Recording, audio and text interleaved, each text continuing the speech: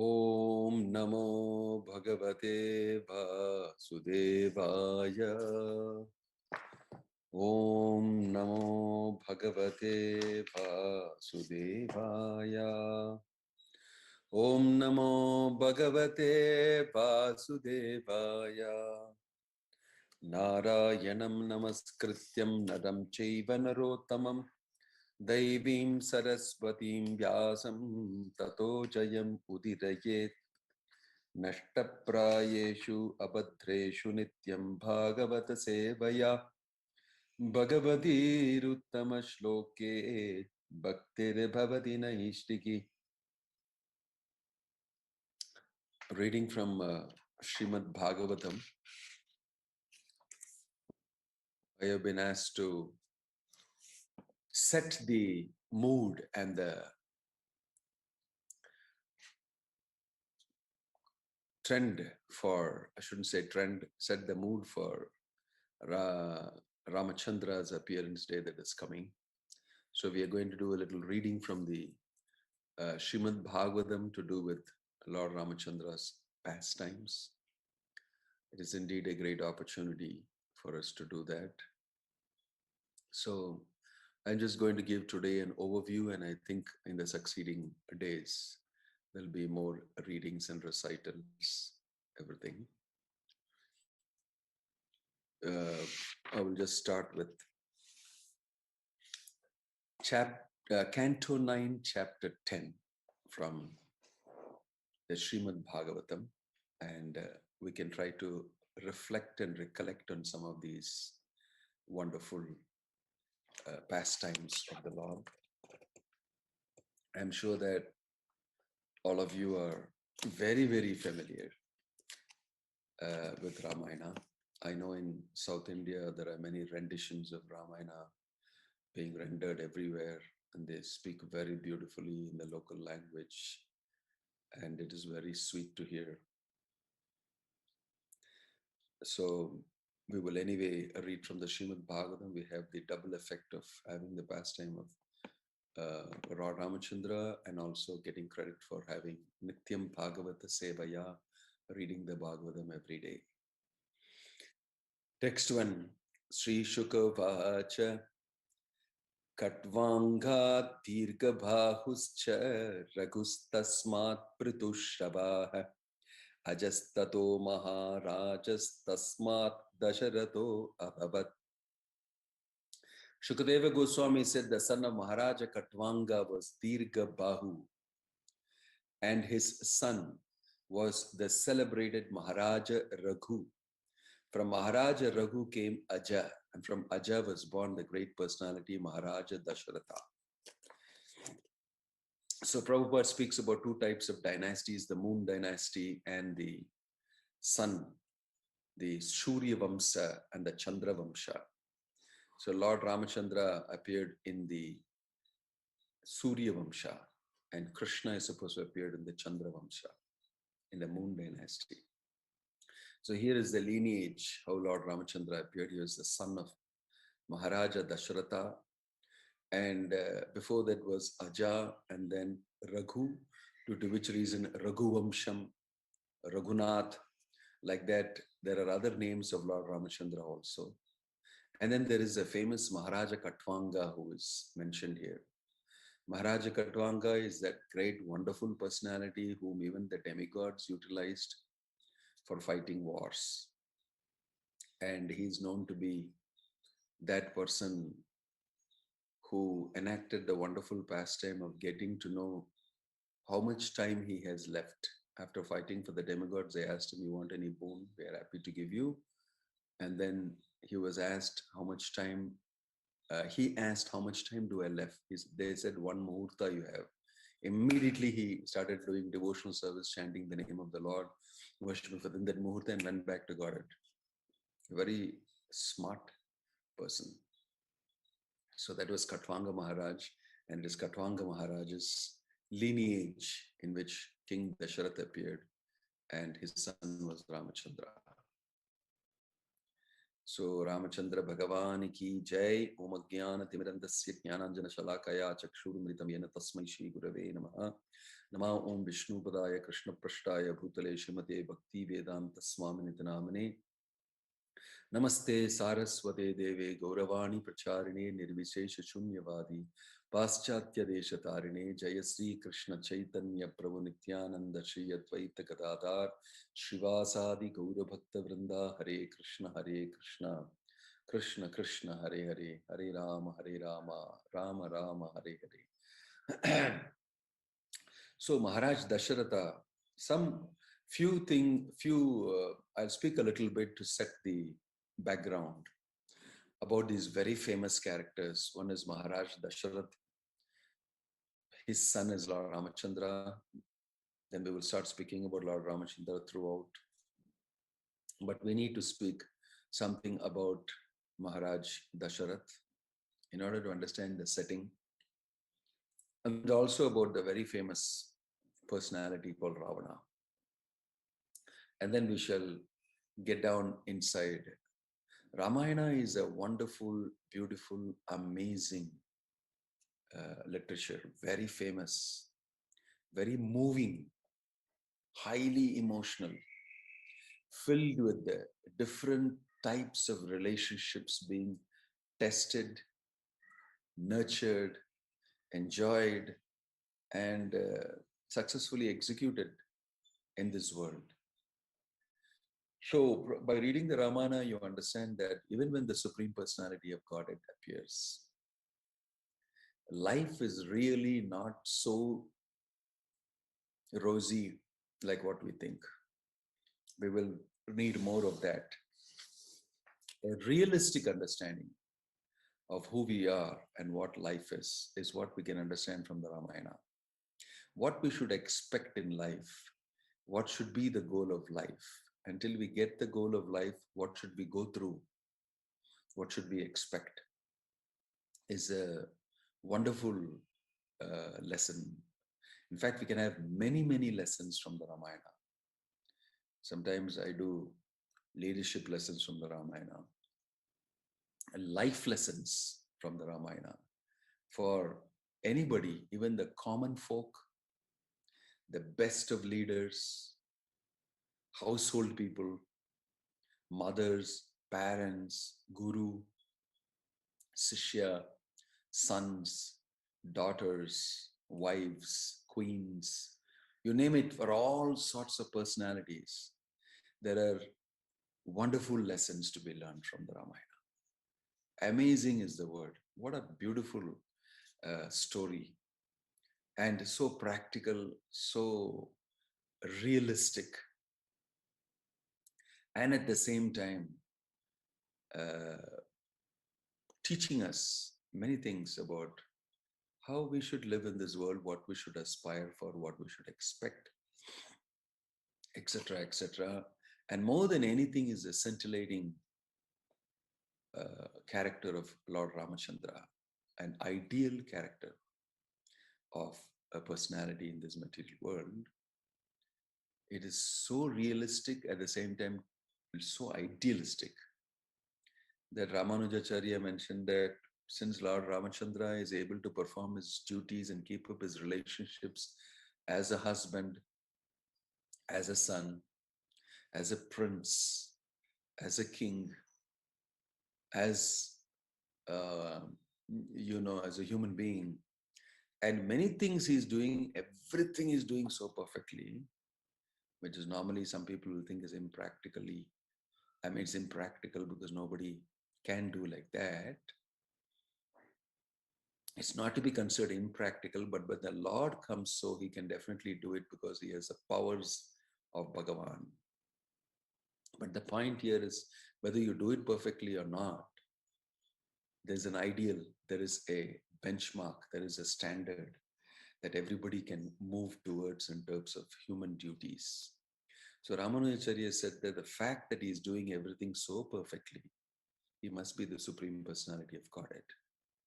The converse of that is the fact that he is doing everything so perfectly, he is the Supreme Personality of Godhead. Nothing wrong. if I am a little imperfect in that, because I am not the Supreme Personality of Godhead. I don't have to try for that type of perfection, which means, doesn't mean that I give up. It means that I will anyway try. And I may not reach that level of perfection, but I will be satisfied that I gave it a good try and I did everything that's possible according to God's laws and His instructions. And I'm satisfied. I gave it all that I have. It cannot get better than that. Nothing gets better than that. That type of understanding and conviction that we have, then we would very well achieve the shelter of Lord Ramachandra, because he is very kind, very merciful, and he knows practically how much is possible for a conditioned soul. The point is not the performance, the point is Bhavagrahi Janardana. What is your intention? What is your internal pulse? What do you feel in your service to the Supreme Personality of Godhead? So these are wonderful, sweet things we can get to know. So here it's mentioned about Maharaj Dasharatha. Maharaj Dasharatha has got a history of being another great fighter and a Kshatriya of great repute. And the Devas also enlisted him for fighting. I won't go into those details, Shambhala and all of that. Shambhara. So he got the title Dasharatha, because he will simultaneously on his chariot fight in 10 directions. He's so good. He can spring and go to all these directions. And he fought even for the demigods would invite him and choose him. It's not like, those days I spoke to you about Maharaj Katwanga also did that. Maharaj Dasharatha also offered himself to fight because they were sportive and they wanted to fight and they want to be in good form, and that's a spirit of a Kshatriya. Noblemen always fighting only on the side of moral, ethical good, and always taking sides only the sake of humanity's welfare, not doing anything against the Vedic literature. So these are all noble Kshatriyas. You can't just call them mercenaries who lend themselves and they're fighting. That is low level. This is very noble. Mercenaries will go anywhere they get to fight if they get money and get some material requirements. That's low class compared to noble Kshatriyas. Noble Kshatriyas will always defend Dharma, will always defend God's words. And wherever defense of Dharma is required, even if it is in the heavenly planets, and if I'm able to capable of doing it, I'll go. Because it is to protect Dharma. Dharmo rakshati rakshitaha. I am a king. My duty is to protect Dharma. If I can extend myself into another zone of the demigods, heavenly kingdom, and help them also to protect Dharma, I should be very happy to do it, because it is about all keeping up the word of God, the laws of God, keeping it in place. So he was willing. So that was his prowess. And Dasharatha Maharaj, you know that he had prominently 3 wives. Actually, he had more than 3 wives. It is mentioned in the Puranas and places and references, everything. There are 353 wives. And 350 wives he had because every time Parashurama came to, Parashurama out of anger, the way the Kshatriyas were behaving and the way they were ruling, because it was Kshatriyas' time and it was not being done properly, he became very angry with the Kshatriyas. The famous story of Kartya Virya Arjuna, whom he slaughtered and killed because he had come and stolen the Kamadhenu from his father's ashram. Jamadagni was his father. And he was ferocious. He, with his mace Parashu, he roamed the whole globe. And Kshatriyas were very afraid of all the kings also. Any king who was not performing properly, he would wage a war and finish him and reinstall. So that was the Shakti Avesh avatar of the Lord. So, but one thing about Parashurama is if a Kshatriya king is with a woman, he will not attack him. If he is in marriage, he will not attack the kingdom. So knowing this, Dasharatha, every time he knew Parashurama is coming, he would have a marriage.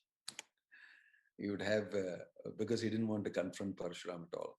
But amazingly, in his time, when Ramachandra marries Sita and is coming back home to Ayodhya, at that time he will encounter Parashurama. That you will see that in the Ramayana, a very beautiful instance.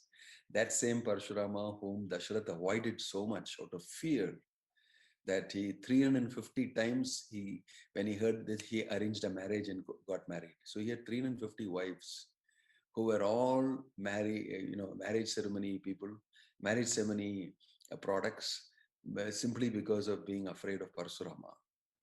So Parashurama would refrain from attacking Dasharath. But now, when you will read that he had to encounter Parashurama again. And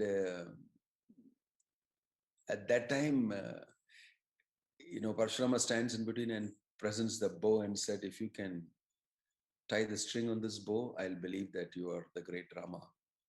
You are fit to be so and so, so and so. Then, Dasharatha will intervene and say, no, he's just a small boy.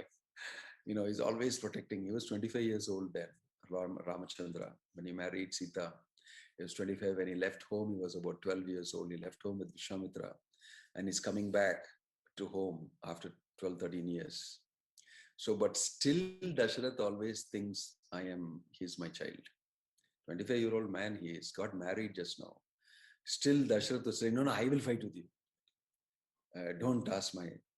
Then Parashurama will say, you have no quality to fight with me. Because he knows that you got married 350 times every time I came to attack you. I don't want to fight a coward like you. I have nothing to do with you.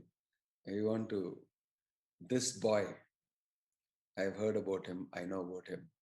That's the person I want to fight, not with you. You insult King Dasharatha. So his connection with Parashurama will also come at that time. And of course, Lord Ramachandra will successfully string the bow and then he will tell Parashurama, I've already strung the bow and I've already put the arrow on it. It cannot just go like that. It has to. And then Parashurama will know that this is the Supreme Personality of Godhead Vishnu. Two avatars meeting together is a very interesting and interesting event. A lot of conclusions have been drawn from it. Anyway, and then he will subdue Parashurama and Parashurama will disappear for good. He was waiting for this to happen. So this is an encounter with Parashurama. So Dasharatha has 353 wives, actually speaking. Kaikai, Kaushalya, and the famous trio whom we hear about a lot, quite often. They are all personalities who are very, very known to be virtuous, wonderful personalities, not just ordinary human beings. Here we are dealing with all these great personalities who are powerful. So you will see that Lord Ramachandra, he interacted with all of them. And the sweet pastimes of Lord Ramachandra with his father, with his different mothers. And you know that he suffered a lot, obviously, apparently, because of the activities of Kaikai.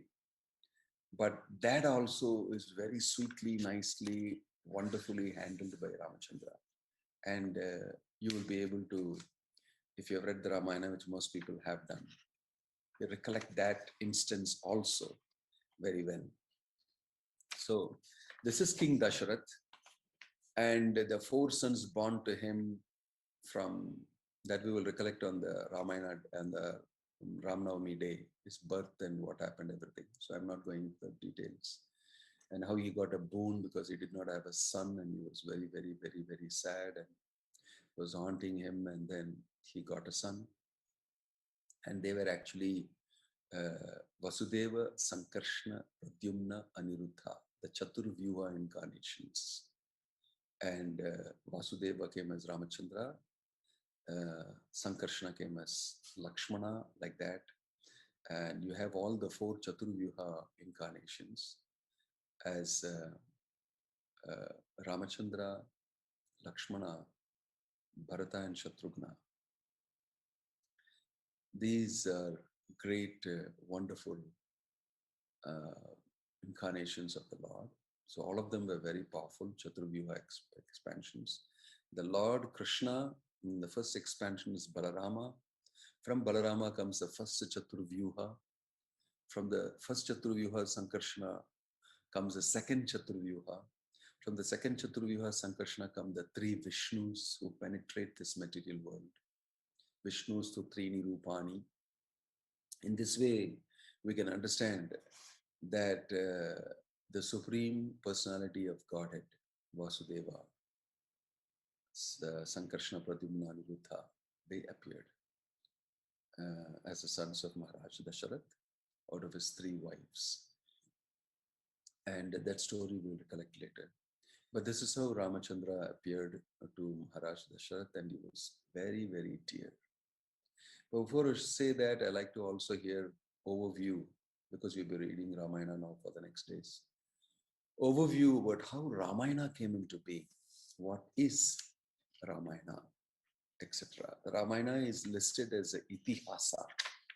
Itihasa. Like this, it happened. History.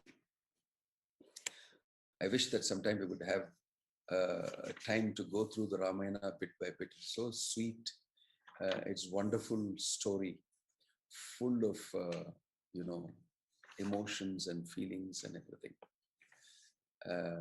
and full of human interaction. How to do that? So I want to recollect. Ramayana has got 24,000 verses, 7 khandas: Balakanda, Ayodhya Khanda, Aranya Kanda, Kishkinda Kanda, then Sundara Kandam, Yuddha Kandam, and Uttara Kandam. You will see this is the chapters of the 7 chapters. And I heard there's got 7 khandas, and about 654 chapters is what some people say. Some people say it's 500 chapters. I don't know. Valmiki Ramayana originally, as it's mentioned, 654 chapters. So we also know that Valmiki Muni also has got a background. He became Valmiki Muni, and he's a very significant person. Very wonderful, significant person. Although born in a Brahmin family and well-to-do cultured family, because of bad association, he fell down and became a dacoit. His name was Ratnakar. And, Ratnakar was a deadly dacoit. We hear these type of stories often, that people in nice Brahmin families become the worst people. And they become deadly when they become corrupted. Even when they die, they become Brahma Rakshasas. Even as ghosts, they're horrible. Sometimes untimely death, they become Rakshasas. The Brahma Rakshasa is deadly ghost. And if they get corrupted with bad association, they also become deadly, because all their Brahminical tejas and power gets utilized in the wrong direction. And we are going to hear the story of such a person. Born in a Brahmana family also, out of Rakshashi, is Ravana. His father is a Brahmana. So we'll hear about that. So the point is that when Brahmana has become corrupted, you will get so many times multiplied misery. Jagai and Madhai in Lord Chaitanya's pastimes, Brahmin family became Jagai and Madhai. Ravana, Brahmin family. So here Ratnakar also, very cultured person with bad association. So they become significant when they become villains and demons, that's what happened with Ratnakar, and he was a deadly dacoit. He spared nobody. He would kill, he would, take away everything. And he encountered the beautiful, wonderful Narada Muni. So these encounters are very sweet with a very saintly Narada Muni, extremely powerful, influential, and capable of inducing anybody to take Krishna consciousness. Meets with Ratnakar. Similarly, like we have Mrigari Hunter, he also met and transformed him. So whenever Narada Muni meets, whomever he meets, he will leave behind a legacy of devotional service with that person. So here in this meeting, Ratnakar obviously is also an intelligent person, corrupted intelligence. So he threw this at Ratnakar. Okay, fine. You're doing all these things, killing, this thing, all that. One question I want to ask you before you want to kill me or you want to do what you want with me. Because it's a saintly man, Ratnakar paid some credence to him. He said, go home and find out whether they're willing to share the karma of your sinful activity because that's going to eat you up. He said, of course, I'm doing it for my family only, for my well-being and for my livelihood only. I have no other purpose. I love my family members. I love my wife. I love my children. I love my parents. He said, no, go and ask them whether they're willing to share. He said, what are you challenging me like that? He thought, anyway, you're a saintly man. So he went home and asked his wife, his children, his parents, others. Not one person said, yes, I'll share the karma. Even the wife who's supposed to be Ardha, Nari, she also said, I have nothing to do with sharing your karma. He got shocked. He got very shocked. I'm doing all these things for you people and you won't share in the karma. This is how household life is. People want only the sense gratification from you, your money, your hard work, and this thing from you. Rest of the things see you. This is material life. And Ratnakar came back to his proper understanding. He came to Narada Muni very sad and said, they said they won't share. In this way, he awakened his thinking, unlocked his intelligence, and told him, my dear Ratnakar, you are like this. And he initiated him into chanting the name of Rama. But he was so polluted. He had become so low class that he could not chant the name of Rama. So Narada Muni told him, chant Mara. You know this tree? You know that this thing? Like that he explained and said, Mara. Mara, Mara, Mara, Mara, like that. He got to chant Rama, reverse. And he started chanting. He became very, very, very advanced, slowly. He just sat there and chanted, forgot his family, forgot his profession, forgot everything. Was totally floored by Narada Muni's intelligence and his revival, and he accepted him as Guru. He chanted Mara, and the whole anthill completely covered him. He didn't move. He was just chanting and absorbing himself. So the holy name purified this person so wonderfully. It's a beautiful story that we can explain for a long time, but I'm cutting it short. And an old anthill covered him. And the only sound you could hear in that place was Ram, Ram, Ram, Ram. And he was enjoying it, because the word Rama is very sweet. So Narada Muni came to meet him again. And he saw this big anthill and he knew this is my dear Ratnakara. And he sprinkled water from his kamandalu. And Ratnakar rose from that anthill. And he met his spiritual master. He'll be called Valmiki Muni. You're such a great saint. And people will talk about you in the future. There are many things you are there to do. In this way, Valmiki is history of that type. But at the same time, it is the same Narada Muni who also speaks the Ramayana to Valmiki. The same Valmiki who had been cultured to this level from a dacoit to a great Muni, completely purified. What a beautiful story. The association of devotees does so many wonderful things to everybody. The whole world needs more and more and more and more devotees who in their heart desire nothing else but serving Krishna. And by their contact, everybody will become a devotee. There is no doubt, it's magic. And Krishna operates through his devotees. So the evolution of Ratnakar to be Valmiki Muni is very interesting. It's the story of a soul who is fallen down to such low levels and who has the greatest of hope if he associates with the devotee. Association is so important. How pure devotees of the Lord can completely change your life upside down for the good, inside out for the good. And people have to learn to appreciate the association.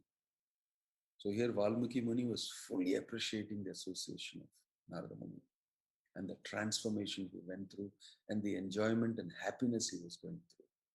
So in Valmiki Muni's instance, we can understand, of course, it looks a little magical and, what do you call, mystical and fairy tale-ish.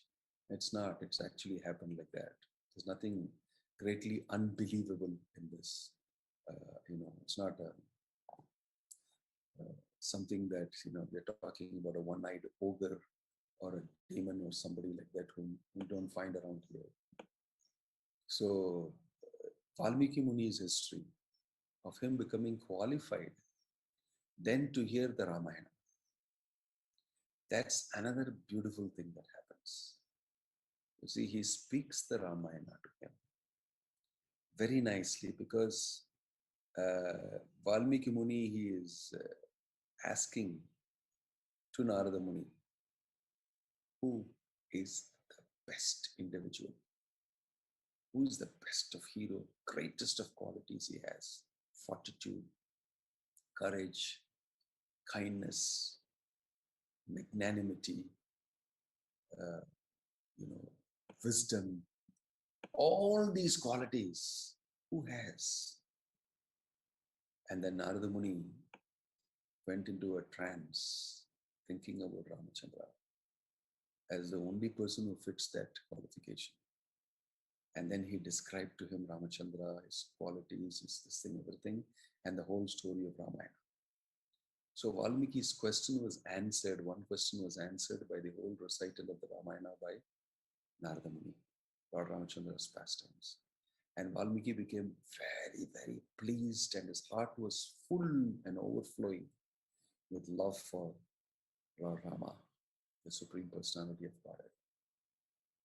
You can imagine he was a dacoit, killing people and taking away their goodies, taking it home. And now he has become so sensitive and fine that he hears the Ramayana, he hears Lord Ramachandra's pastime, his heart becomes full and he's very happy. And then Narada Muni disappears. Then he goes to the Tamasa river to take his bath. He's got his ashram, he's got his disciples, Bharadwaja and all of them. And they all accompany him also on his, goes to take his bath. But he was very thoughtful, thinking about what Narada Muni had mentioned. So he goes to take his bath, and before taking his bath, he is thinking about all that he heard from Narada Muni, and he's appreciating the beautiful atmosphere. When you have Krishna in your heart, when you have Krishna in your consciousness, everything looks different. The whole world looks different. It looks very beautiful because you're seeing Krishna's creation. You see everything connected with Krishna. It's so beautiful. So he observed the beautiful landscape, the mountains, the hills, the beautiful river, and the birds, the trees, and all of that. And he appreciated how beautiful it is here. It's, after hearing Ramachandra's glories. So he was in a very nice high level of consciousness. And then, boom, rapidly, he was brought to see on the horizon, on the bank, a deadly looking hunter. A fierce looking hunter aiming his arrow at a crown bird. And the crowncher bird was mating with his partner. And since they're mating, they were completely absorbed and they were an easy target, like you say, a sitting duck.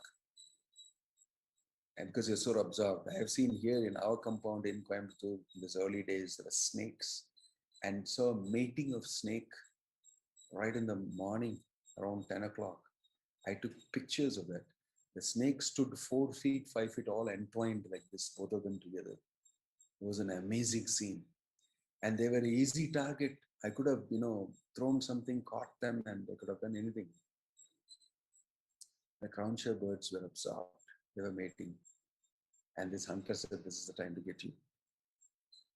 And he aimed the arrow, and Valmiki could see that, wow, what's he doing? He's killing that bird. Such a beautiful setting, so many nice things going on, and this horrible thing he observed. Everything has got a purpose. In this beautiful setting, how is this happening? All of a sudden, he sees a hunter. It is coming into view for him.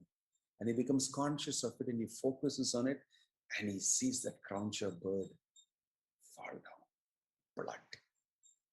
Arrow pierces his chest.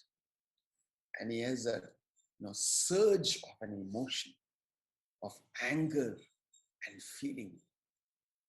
Very famously, he recites a shloka which became very famous. See, yet krauncha mituna dike manava. What is that? Yet krauncha mituna deke mavati kama mohitam. Manishada pratishtham tvagamaha saswataha samaha. He is saying, getting angry with the nishada, with the hunter and shouting at him. But at the same time, what he's talking comes out very poetically. So there has been a lot of discussion about this poetic format that came out of his mouth, right?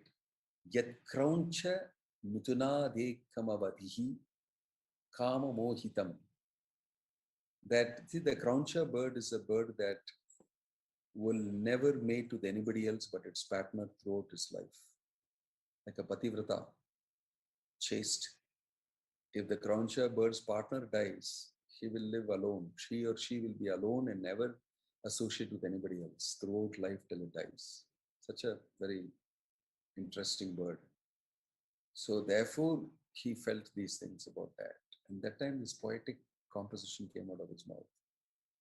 And utterance amazed him itself. At the same time, he felt that why did I overreact to some bird getting hunter killings going on in the forest road? Why did I overreact to this all of a sudden? And why did these beautiful words come out of my mouth? And then immediately all the other disciples, some of them all heard him say that, oh, wonderful. And they started repeating that composition. They also started saying, Yat krauncha, mituna, and they, so it was running in his mind and he took his bath and then he returned to his ashram. So what was happening? I got a feeling that he is hurting that bird and killing. But why did I feel this and why did this thing come out of it? Something is up. He knew, hurting words and that arrow that was spread by that hunter. I've got a parallel. In my younger days, I know I used to write a saying that a spoken word and a sped arrow both cannot be taken back. If you release the arrow from your bow, you can't say, oh, I'm sorry, come back. Gone. You'll find its target. Same way, if you speak a word, gone. It's gone into the atmosphere. People hear it and it's vibrated already. So one must be very careful about shooting an arrow and speaking a word. Well thought out it should be. That's the parallel here. And Valmiki Muni is wondering, how did I speak this poetic stuff from my mouth? Why did I get angry with that hunter? What have I got to do with these things anyway? While he was wondering these things and going back home, Brahma visited him. Everything has got a plan. And Valmiki Muni was saying everything is unfolding, but there's a greater plan unfolding, that he was a dacoit and he has been reformed by Narada Muni. He has been spoken Ramayana by Narada Muni and prepared with love for Ramayana, and here comes Brahma. And he asked Brahma, what is all this happening? Why am I very pensive and thoughtful about all these things happening to me? All these things happen to me. Brahma said, it's all happening because I'm making it happen. Because you are the chosen person to write the story of Lord Ramachandra. And this is the beginning. Your utterance of this beautiful verse is the beginning. So you know you can do it. Everything will come to you. You should start writing the story of Ramachandra. So Valmiki then sort of understood, then it is an order coming from Brahma. My guru's guru, or rather my guru's father, who is also guru's guru, very powerful person, has come to my place, and I have been ordered, I must carry it out. That's when, with the help of his disciples and assistants, he started writing the Ramayana. He relished it so much. And amazing verses came out of it. There's 24,000 verses in 7 khandas and 654 chapters came out of Valmiki Muni. This is the history of the Ramayana writing. I'm just recollecting all these things briefly. Then I'll close up for today after speaking a few words about Ravana. I know that we discussed earlier that Dasharatha, and now we also discussed Valmiki Muni and the appearance of Ramayana. Now I'd like to say a few words about the famous Ravana. He's a very interesting character. As much as Lord Ramachandra is very interesting on the other side, sometimes what we should not do also is very interesting for us to understand. What we should do, how we should carry ourselves is Ramachandra. What we should not do is Ravana. And you will see many things that Ravana do. Successful people in this world do. And they are glorified for their success. It's very amazing. What Ravana does is what many people advocate and do in the world today. It's very subtle. You have to carefully understand it, that we are being led into. The leadership is leading us down a pathway that is very dangerous for all of us. In studying Ravana, we can do that. I hope we have time to study that to that extent. But today, all I want to say is that Ravana, special character. The 10-headed Ravana is born to, like I mentioned, to Vishravas. Vishravas got married to Sumali. And she gave word to her father. Her father actually had an intention that if I get a Rakshashi daughter of mine married to a Brahmana, then I may get a very beautiful, grand child. Beautiful in the sense the issue will be, he will have the powers of a Rakshashi and the piety of a Brahmana. You see, eugenics, how to engineer a good birth, is most people who want to perpetuate and perpetrate a race and type of thinking and philosophy and all that, think of that. The Muslims think a lot about it. They do it in a particular way and they have gained because of that. Hitler did something like that. He did something wrong. He put all the Jews to death. Even Prabhupada is known to have said that, yes, it's a good combination to have Indian women marry Western men. But he forbid that Indian men will marry Western women. He didn't like that combination. It's very interesting to me that Prabhupada planned the future Eugenics means good birth. So he said, I will get my daughter can be married to a Brahmana. It will be very interesting. So that was his plan. And therefore he was looking for somebody. And in the process of his looking for somebody, he came across Vishravas. Vishravas is a very powerful sage and a Brahmana performing austerities. And something, I don't know the details of it. There was a lot of manipulation and other things would have definitely happened. All those things happened. And Vishravas was married to this, her name is Sumali, if I remember right. Ravana's wife's name. Sumali got, no, not Vishravas' wife's name. So he got her married like that.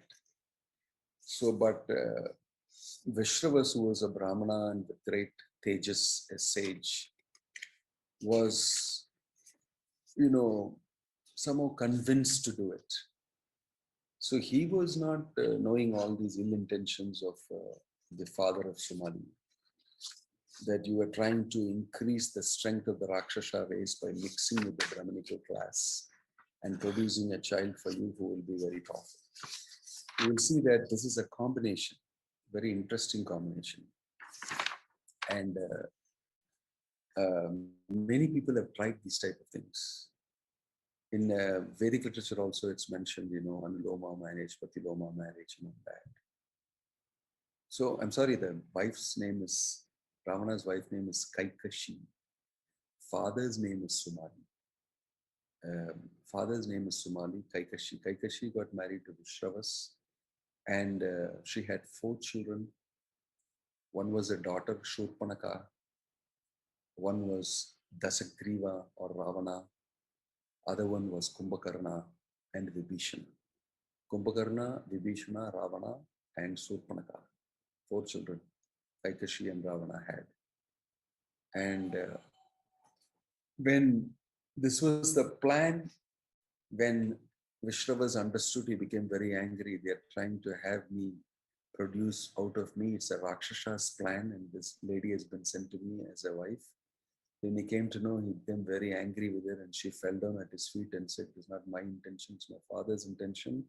I was forced to do it. I did not have any such intention to cheat you or do anything like that. It's their plan and everything. I'm just a poor lady." So he said, "Okay, you will have a very saintly son. Apart from these other sons, you'll have a very saintly son." That has turned out to be Vibhishana. So everything has got a plan. Somehow or the other, it fits in very nicely when the Lord comes in to perform his pastimes. At the same time, people who have a plan of their own, apart from Krishna's plan, also gets entwined within the plan of the Lord. And the Lord and his devotees always become successful. Yada yada hi dharmasya glanir bhavati bharata abhyutthanam adharmasya tadatmanam shachamyaham. So you'll see this Ravana, he was a deadly product. As per the intention, he had that Brahma Tejas and he had the Rakshasa quality. It's a mixture of both. That's why he was notably very powerful. It's a combination of certain things engineered by Sumali through his daughter and Vishravas, unbeknownst to them. In India also, you will see that the Muslims like ladies and all that. In Kerala, you know, all the Nambudris, Brahmanas got converted in the past to Muslim. And so that forcefully they'll get high quality people inside their community. And a lot of those Nambudri Brahmanas are Muslims, and they used all their brains to do business and propagate Mohammedanism or Islamism. And they're pretty powerful, so powerful that the Hindus get overcome. So I'm just giving you examples of how this eugenics works and how it's planned. These are all strategies. So Ravana was that product. He was very, very powerful and highly ambitious, very, very proud, filled with false ego. At the same time, capable of executing everything that he plans to execute also, terrorizing the entire creation. That is Ravana who came inside. And the highlight of his terrorizing was when he made the big mistake of abducting Sita, who was Ramachandra's wife. Then starts the real Ramayana. And then Bhagavatam describes it in a different way. It takes a different angle also. It speaks about what happens to one who becomes associated with a woman out of attachment. So if anybody who is attached to anything in this world will invariably suffer. For King Dasharatha, two people he was very attached to is Kaikai and Ramachandra. Both of them gave him great pain. Ramachandra was highly affectionate, everything. But it was Ramachandra that she wanted banned to the forest. And Kaikai was his favorite wife. Every day he'd come to her chambers and meet with her. So both of the people whom he invested in the most gave him the greatest trouble. This is the formula of the material world. Whatever you're attached to most, beware. That thing or that person will definitely be instrumental in giving you the greatest pain. Why? Because you have investment. Only when you have that type of investment in Maya, Maya can trouble you. Our position in this world is we are having a stick, we have attachment to matter. Therefore, Maya can control you. You like this, no? Very good. Here, come and try to take it. I'll hold it tight and say, no, you take this means you have to do this for me. I'll give this to you, but this quid pro quo. You have to run the material world for me and do the following. They'll become instruments of Maya. And you will suffer because of that. So whenever a person is attached to anybody or anything, you can be sure. Another way of looking at this, if you have to, your karma has to take effect, it will mostly take effect through the people whom you are very much associated with, your family members. They have all come back to you because they are all people whom you have invested in the past. That's your karma. So they'll be born as your father, mother, or your child, or your wife, or your husband, or anybody. All these people are known to you from the past and you have association with them. And through them only can you get your karma. It is very interesting how it weaves out. So Bhagavatam tells us, it points out that Ramachandra was very attached to Sita. And by performing this pastime, he has shown us that what happens to a man who gets too attached to his woman, how much he will suffer. So Ramachandra apparently suffered. Of course, his Supreme Lord is not suffering, he's playing a Lila. But he wants to show human beings. Went through tremendous suffering being separated from Sita. And his feelings are all expressed in the Ramayana. Of course, people relate with it in a different way and learn some other lesson from it. Bhagavatam gives us the real lesson, says don't get attached. It's not that you should be attached like that and suffer like that. Some people explain Ramayana in the wrong way. And people become more attached and more materialistic and more Hinduistic and more that, this, everything together. But the point of Ramayana is don't get attached. And that's what Ramachandra is showing, because even Ramachandra suffered it. Ravana came and took away Sita.